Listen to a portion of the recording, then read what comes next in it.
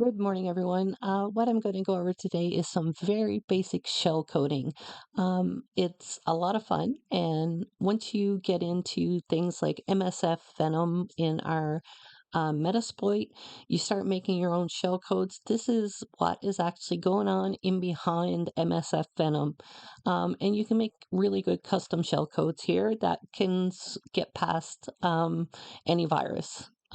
So what I'm going to do today is just show you a basic what is shellcode, how to extract it, just using an exit shellcode. So let's just jump right into the good stuff here. And the first thing we're going to do, we need to put together a shellcode.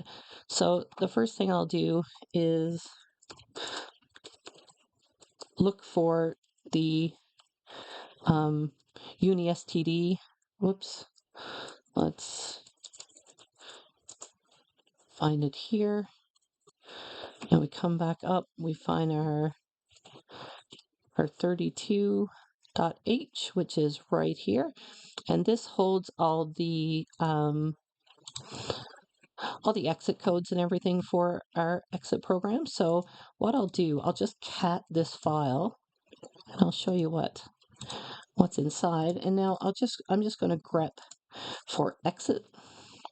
And as you can see, our exit syscall number is 1.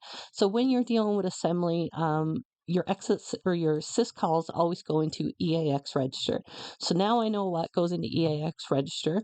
Now I need to find the arguments to exit. So just go to man2 exit and come up here to the synopsis. You can see all that's required as an argument is the status code. So normally an exit status code is normally 0 if everything's good and 1 if it didn't exit properly. What I'm going to do, I'm just going to use 9 just for demonstrational purposes today, but normally this would be 0. Now that's the only argument, so that argument goes into the EBX register. So hopefully that's clear as mud, just some assembly basics. So let's just jump right into our mouse pad. Section text, and we'll define our text section. Global, and this is like saying main. This is our start label. It's called an assembly, but it's pretty much like main. Start. And now we move into the actual assembly move instructions. So the first thing we have to do, as I said, we need to move the syscall number in the EAX. That happens with all syscalls go into EAX register. So I'm using AT&T syntax. It makes more sense to me. You can use Intel. I don't like it. So first thing we'll do, we'll move $1 into EAX register. So that's our syscall for exit. Now we need to move our argument in. So move. And what I'm going to do, normally you'd put 0 in for an exit code, but I'm just going to put 9 in just so we can see that the program has run.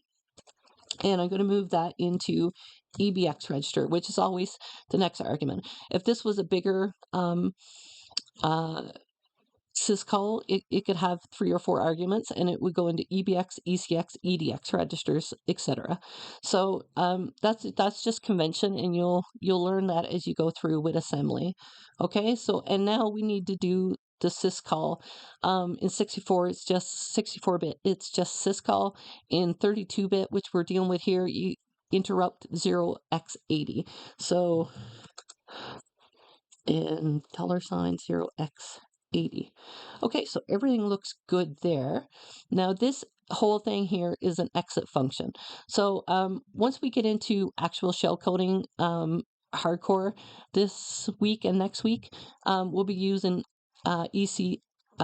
different functions like socket and such to establish a full connection on a victim computer. But this is the basic start that you need. This is the basic tools you need to get to that point. So what I'm going to do is let's quit that and let me open this up. So let's go to our desktop where our working files are. I'm going to save this. I don't think I saved it. So I'm going to save this as exit.s because this is an assembly program. And I'll put this on the desktop. So first things first, we got to assemble it. So I use AS to assemble and exit.s and then -o for output to exit.o to make an object file. So that's an object file. Everything went well. If you have any problems with your assembly code, it would pop up here and then you'd have to go back and fix your assembly code, okay? So that's the object file. Now we need to link it. So LD, just here we go, LD. So exit.o, we're taking our object file and we're making it an executable exit. So output exit. Okay, so now what we're going to do is to get the shell code, we need to look at object dump. Now, once we get inside, we can't have any 0 zeros because these are null terminators. Now, with an exit function, we wouldn't be using an exit function in an actual shell code, but I just want to show you guys null terminators and how we take those out of the shell code to make functioning shell code. So the next thing we're going to do is let's object dump our exit, excuse me. So we come here in section.text, and as you can see here, here's our shell code right here, these here. But as you can see, there's 3 null terminators on the first one, and then there's 3 null terminators on the second one here. Now, I'm going to show you some ways to get rid of null terminators. We don't have either one on the interrupt, so everything is good there. But these here, we have a whole bunch of null terminators which will break our shell code. So let's get back to our assembly. Now, one thing you can do to get rid of null terminators is XOR the registers against each other and zero them out. So what I can do is XOR, and we do EAX with EAX, and let's XOR EBX with EBX. So now we have these zeroed out. Now let's save our file, and let's see if this works. Okay, so now that we have that, we have to go back and we have to assemble it and we have to link it. So, and now our file is good. Let's go to object dump and exit again. And as you can see, it did not take care of this. So the second way you can get rid of these null bytes or null terminators is looking at register size. This is a really big register for just one number going in. So what I'm going to do, I'm going to drop the register size down. As you can see, we still have 3 null terminators on each one.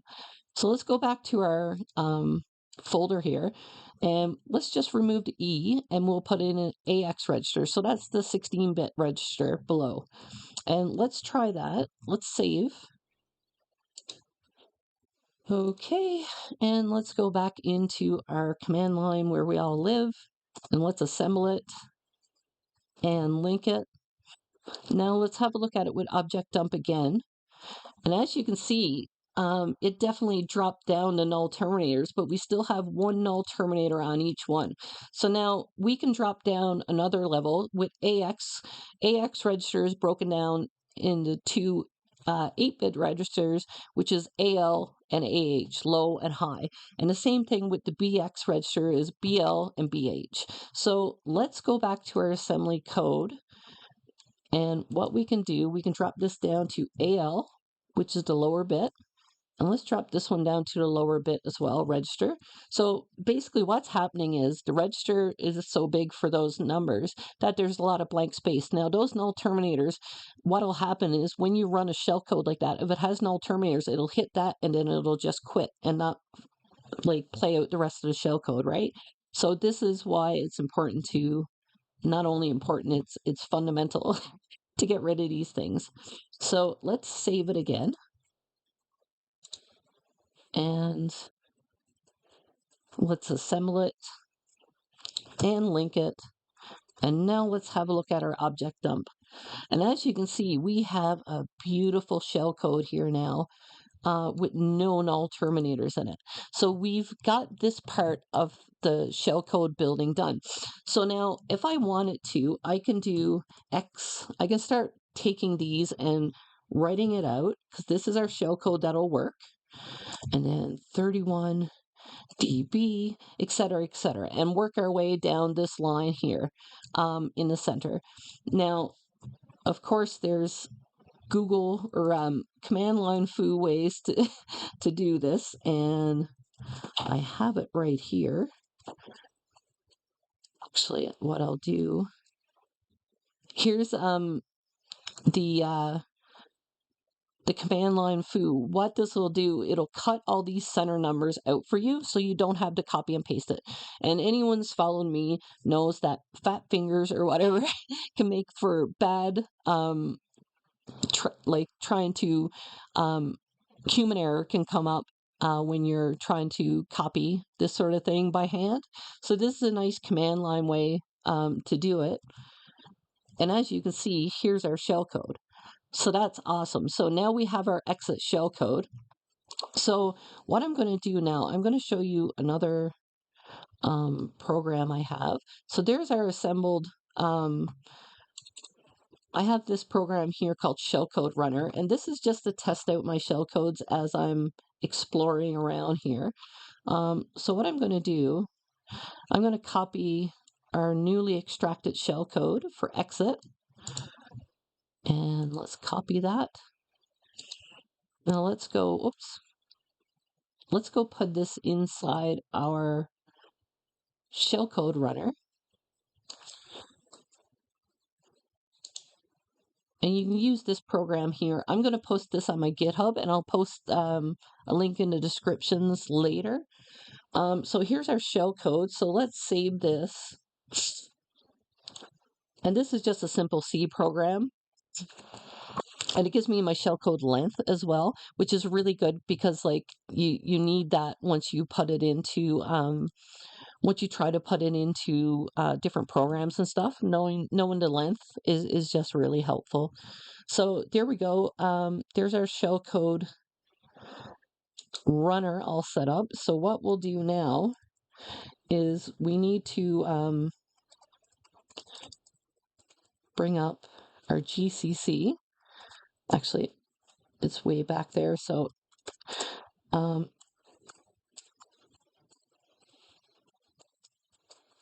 now we're compiling the shellcode runner. So what you want to do, you want to put in fno stack protector, which gets rid of the stacked cookies. You also want to put in exec stack. You want to put in exec stack as well, which allows you to execute on the stack itself. And then we want to output it to whatever we want.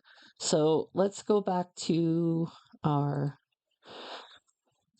exec stack, and then we will, the name of the program, so it's shellcode runner.c, and I'm going to output this to shell code. Okay, everything worked perfect. So now I'm going to run this shell code. And as you can see the length there, but like nothing happened, but it's just an exit function. So what we can do, we can check the